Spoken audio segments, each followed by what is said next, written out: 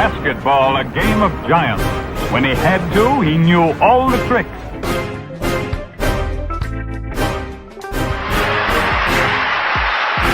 Nobody can pass that ball through the heart of the lane. 6. You're watching put on a show here.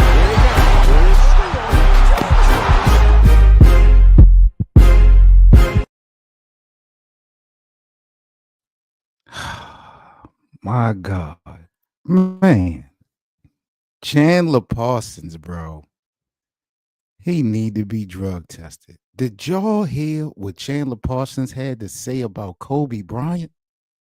The disrespect will not be tolerated. My God, I swear to God, this guy needs to be drug tested. You bro. smoke crack, don't you?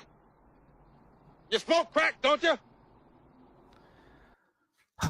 Lakerland, what's that word? Good morning. Welcome back to the show. Y'all know how we doing it in the morning. I'm Seven Mitchell. We are live in full effect. We got a couple things to talk about, but I woke up to disrespect. I woke up to disrespect on Kobe Bryant's name. Chandler Parsons, my God. You know, respectfully, every time I hear this guy's name after basketball, it's just been a problem.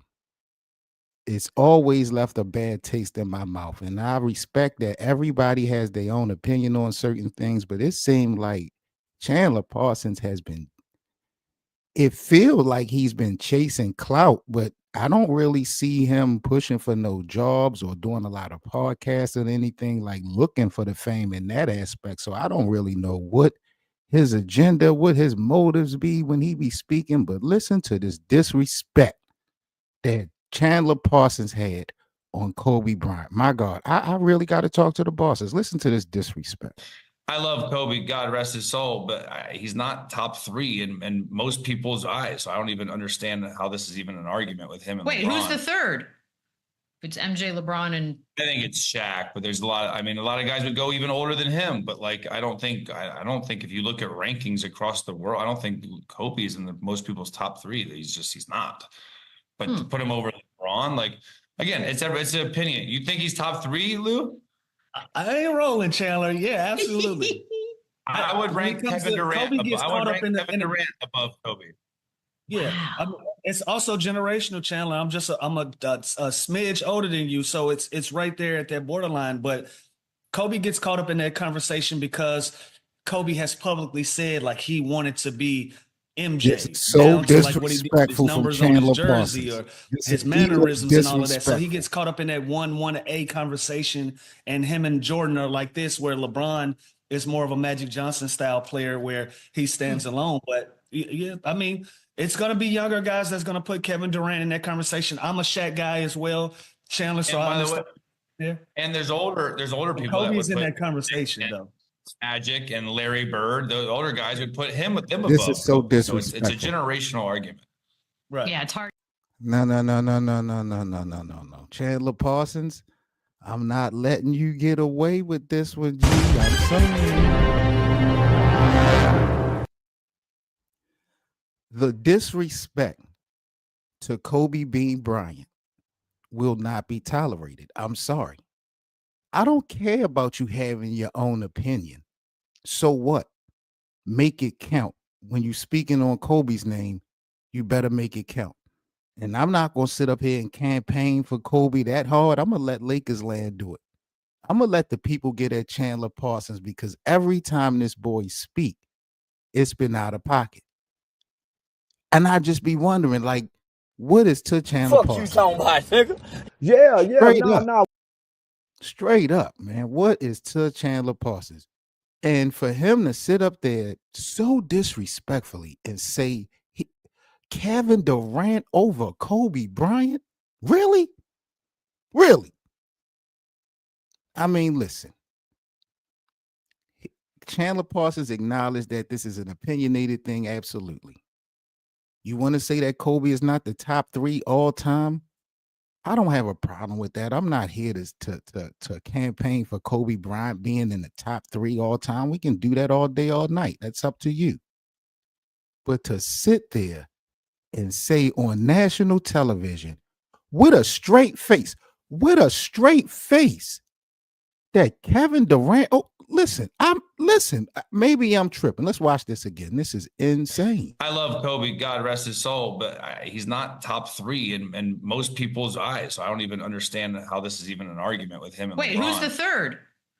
If it's MJ, LeBron, and I think it's Shaq, but there's a lot of guys would go even older than him, but like I don't think if you look at rankings across the world, I don't think Kobe is in most people's top 3. He's not. God. But to put him over LeBron, like again, it's an opinion. You think he's top 3, Lou? I ain't rolling, Chandler. Yeah, absolutely.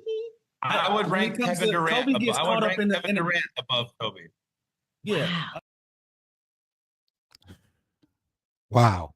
With a straight face. Chandler Parsons said he's putting Kevin Durant over Kobe Bryant. You talking about, nigga? Yeah, no. My God, bro. I really got to talk to the bosses. Sambuca in the building. Good morning, man. Welcome to Lakerland. This is crazy. I woke up to the disrespect to Kobe Bryant, and it just won't be tolerated. But I'm not going to go in on Chandler Parsons. I'm going to stick to basketball this morning. I'm not going to go crazy. But this is what I woke up to, Lakers Land, and I said, oh, no. Chandler Parsons, once again, running his mouth and making absolutely no sense. Again, you can have your opinion about Kobe Bryant. I don't have a problem with him saying that Kobe Bryant is not top 3. That's a debatable thing, however you want to carry it. But for you to say with a straight face that a generational talent, Kobe Bryant, who would be dominant in damn near any era in his prime, for you to put Kevin Durant over Kobe Bryant, bro, is just so disrespectful. And you are one that have played the game. That is a viewpoint of someone who has just been born within the last 15 to 20 years, a content creator, someone that's chasing a headline. That type of opinion should have never coming out of a person's mouth who's actually played organized basketball like Chandler Parsons. But every time Chandler Parsons opened that fat mouth of his, he always says something to rub me the wrong way. I don't know what y'all think about Chandler Parsons, but man, this disrespect just can't be tolerated. But again, we're going to stick to basketball. So let's talk about our Lakers real quick. My God.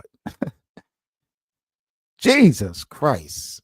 So we took a L in the return to the San Antonio Spurs. This is what the rest of the week looks like for our Lakers.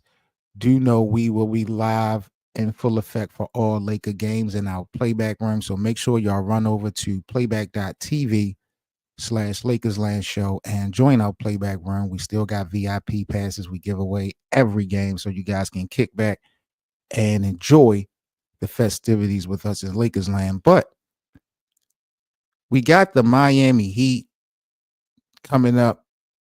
We got the Brooklyn Nets on Friday. D-Lo coming back to LA. D'Angelo Russell coming back to LA. Y'all mad? Uh-oh. Austin Reeves. What are we doing?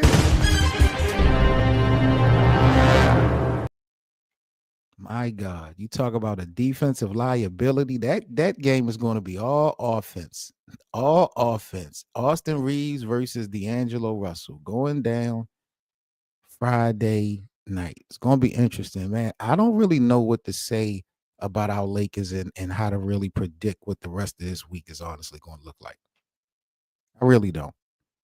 Because the Lakers clearly have shown that they will play up or down to the level of competition at any moment. There is no sign of consistency with our Lakers. Now, right now, currently, we just moved down to 7th place. It seems like after we fought, take a glass of water, drink it, take a couple hours of a nap. When we wake back up, the Lakers are always in a different standing position than they was when we first started. We just talked about the Lakers being in 6th place. Now they've moved down to 7th. And they've also given up the Pacific Division lead to the Clippers.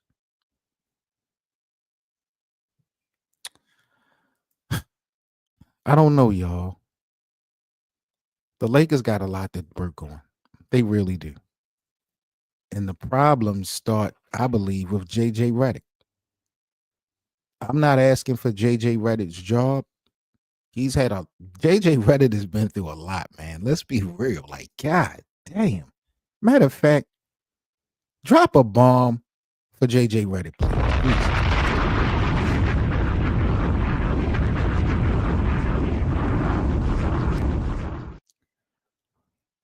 JJ Redick has been through a ton of stuff in these last few months. But you still have a job. You have an outstanding opportunity still ahead of you. And overall, there has been moments I've definitely been impressed with JJ Redick. I'm not going to hold you. You know, I have coined him JJ Reckless because he's definitely made some outside the box decision making. I do think that he's cost this team some games. I do think that the effect that we're seeing on some players have been partially responsible because of JJ Redick himself. But overall, man, the Lakers have a winning record. You know, we're seeing that ball movement still. I haven't seen this much ball movement in like 2-3 years from the Lakers offensively. So I'm not vilifying JJ, but I do feel like JJ is problem number one when we talk about this team. Well, I take that back. Availability is the problem with the Lakers. That's the number one problem, availability, because we can't get guys on the floor. Number two, the second biggest problem I feel is JJ Redick. And I think it's time to make some changes. Not so much to JJ's job, but I think it's time to consider swapping out rotations. The back end of the rotation, maybe the starting five. Now, the Miami game coming up tomorrow, I want to let y'all know, I don't know if y'all know, Dorian Finney-Smith will not be playing tomorrow. He's out. Now, he's not injured, but him and his girl is having a baby, or they just had a baby, or they expected to have a baby today or tomorrow.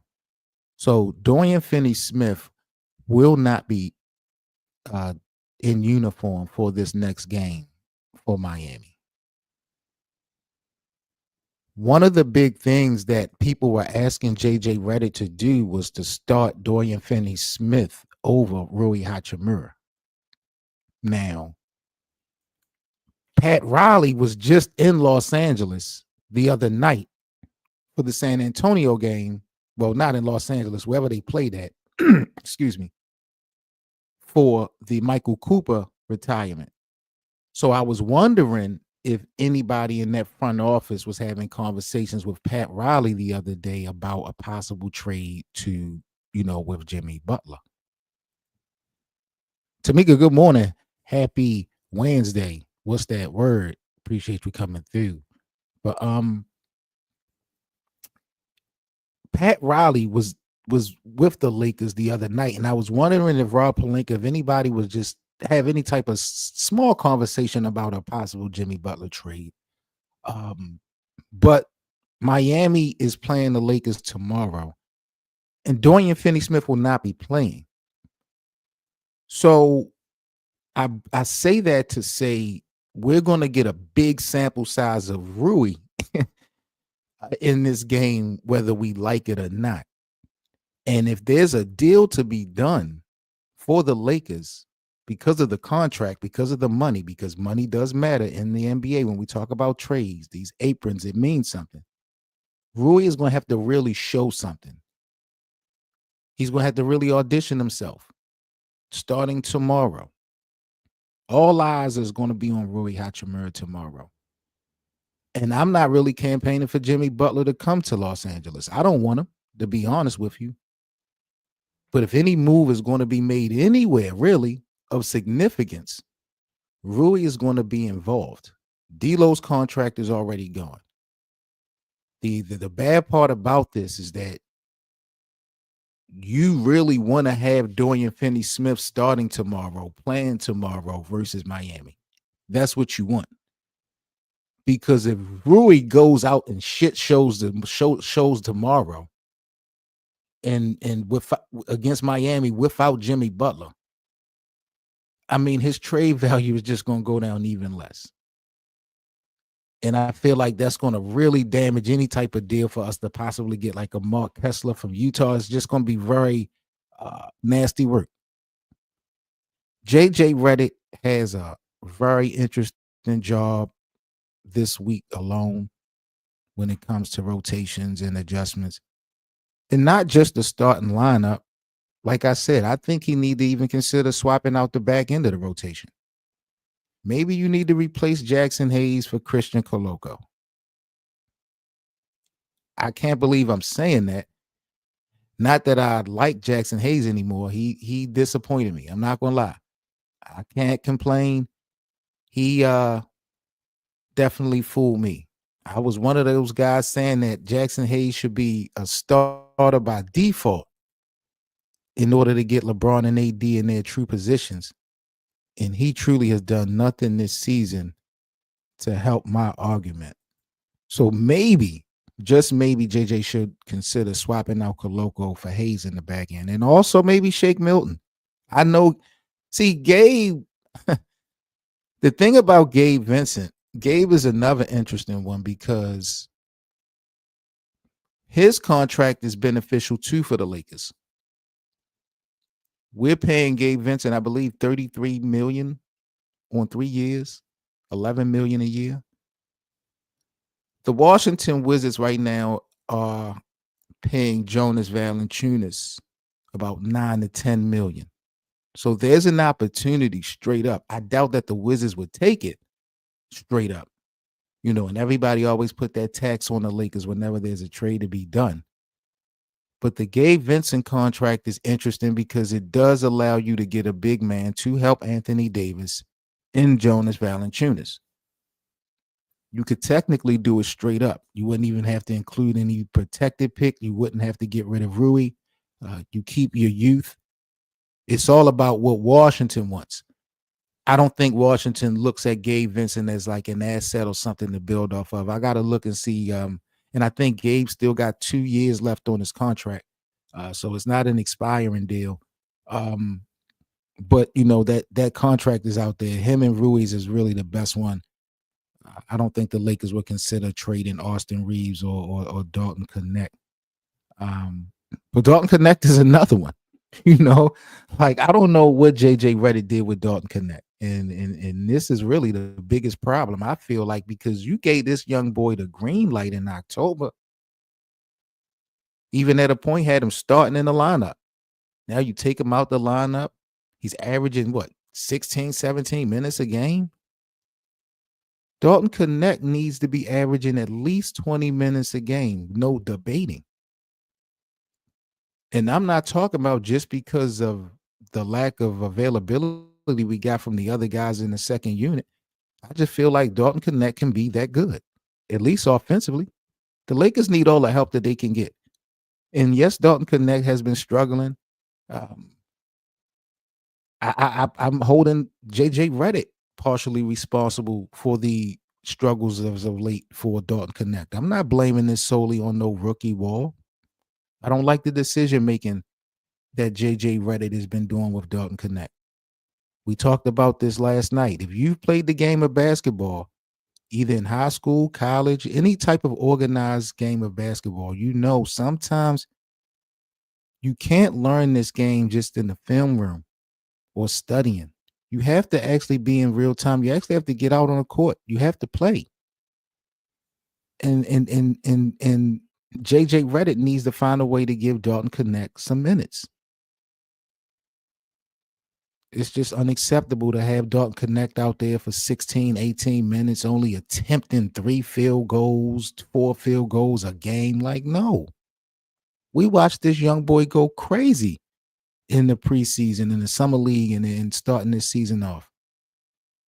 So, you know, I'm a little bit disappointed with JJ Redick, with what he did with Dalton Knecht. But now that JJ has lost his home, he got a lot on his plate. I'm not going to sit up here in front on him, but you got a job to do, and the Lakers are going to need to turn this shit around sooner than later. Tomorrow is a huge game. It really is. You have no Dorian Finney-Smith. We're going to get a whole bunch of Rui Hachimura tomorrow. And Rui Hachimura has been struggling. He's been struggling. And if the Lakers, we've been crying for Rob Pelinka to make a trade. I told y'all, Rob Pelinka made the wrong trade getting rid of D'Lo. Y'all think it's a game. Getting rid of D'Lo for Dorian Finney-Smith was the wrong move.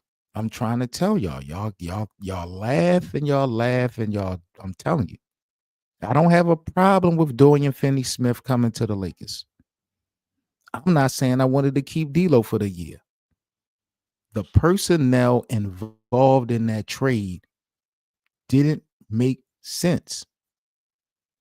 Shake Milton might be potentially better than Gabe Vincent, but Shake Milton wasn't an answer to the problem for the Lakers.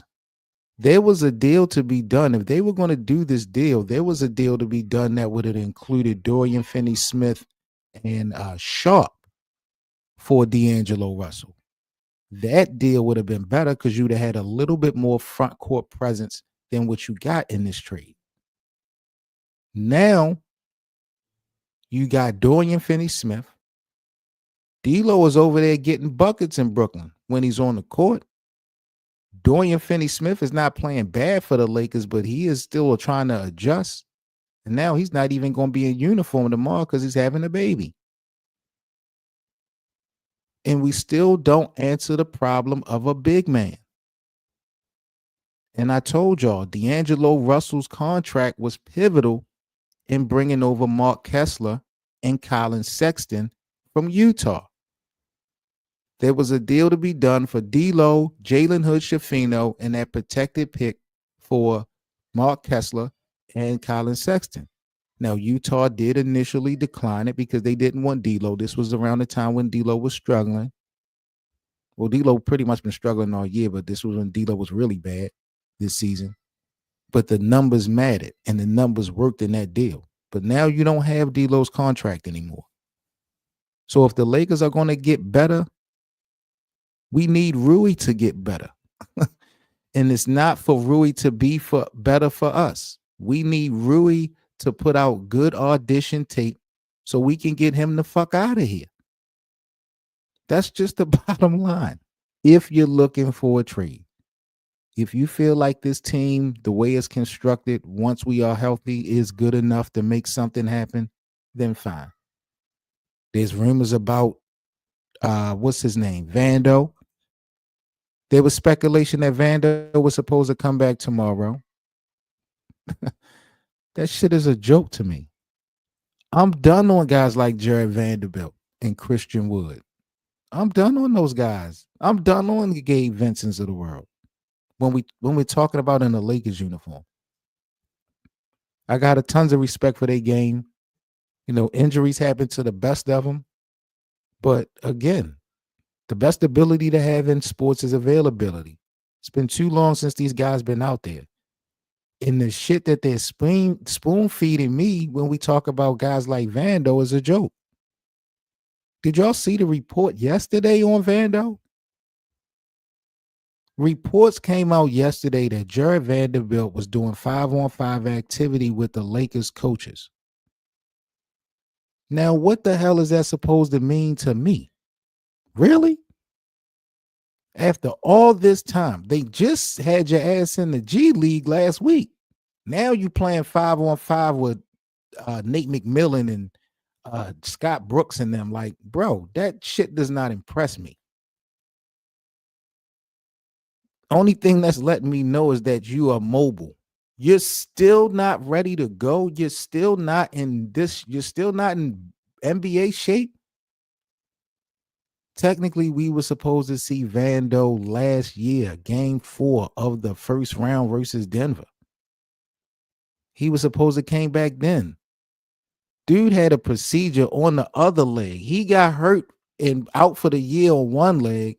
Then in the offseason had the procedure done on the other one. That's what's taking so long. So no, I'm done on Vando, bro. I ain't tripping and I ain't looking forward to no fake comeback. But JJ Redick got a lot to deal with, and it's a lot of adjustments that needs to be made. And he better get it done sooner than later. But tomorrow starts it all versus the Miami Heat. And like I said, now that we know that Dorian Finney-Smith won't be playing, we're going to get a lot of Rui. Rui better show up tomorrow, bro.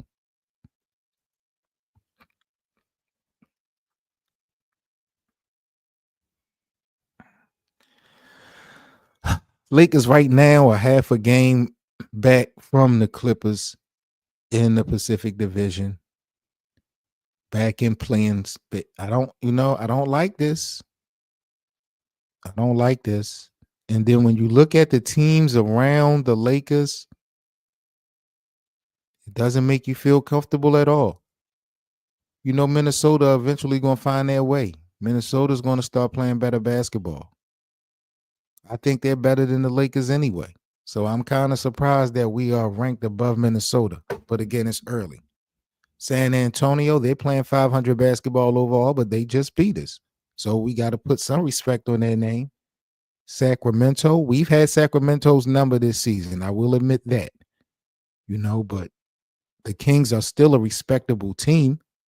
They just won the division 2 years ago, if I'm not mistaken. And right now, they're only, 2.5, 3 games out of our spot. Anything could happen. Same thing with Phoenix. Phoenix is playing 500 basketball, but, you know, when you got guys like Kevin Durant, Devin Booker, if they're able to maybe make a move with Bradley Beal, maybe Phoenix could turn the corner. You know, I would never, ever count out Steph Curry and Golden State, despite whatever struggle they're currently going through. So the Lakers just yesterday, before, was in a decent space, and now it's just not looking so good, bro. And then, like I say, you have no Dorian Finney-Smith tomorrow versus the Miami Heat. You're going to be relying a whole bunch on Rui Hachimura. And Rui is not, he ain't there. Rui is just not there, bro. Just not. And I don't think Rui is healthy, to be honest. People forgot Rui got pulled from the Olympics because of that phantom injury. The Lakers didn't talk that much on Rui Hachimura's injury once he got pulled from the Olympics. Next thing you know, he out on a basketball court. I don't believe that he's truly healthy. I believe he's out there forcing it. And, JJ Redick is putting these guys in different positions. And, it's a learning curve for everybody because, it's a new situation with JJ. But they better get this shit together and get it together quick because I'm telling you, other teams are about to turn the corner. The Lakers got to put their pedal to the metal. My expectations at this point, I don't have any expectations for the Lakers to move up into no top 5 spot.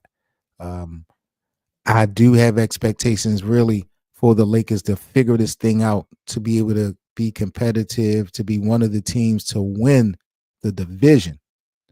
That's my biggest thing. I want to start there. Be one of the teams in that race to win the Pacific Division. When it's all said and done, if we do not win the division, I want us to be no more than 2 games behind. I want us to be real close if we don't win it. If we're not competing in the Pacific, then there's no chance in hell that we're going to be able to get it done anywhere else. So that's where I'm at with it, Lakers land this morning. Like, comment, and subscribe.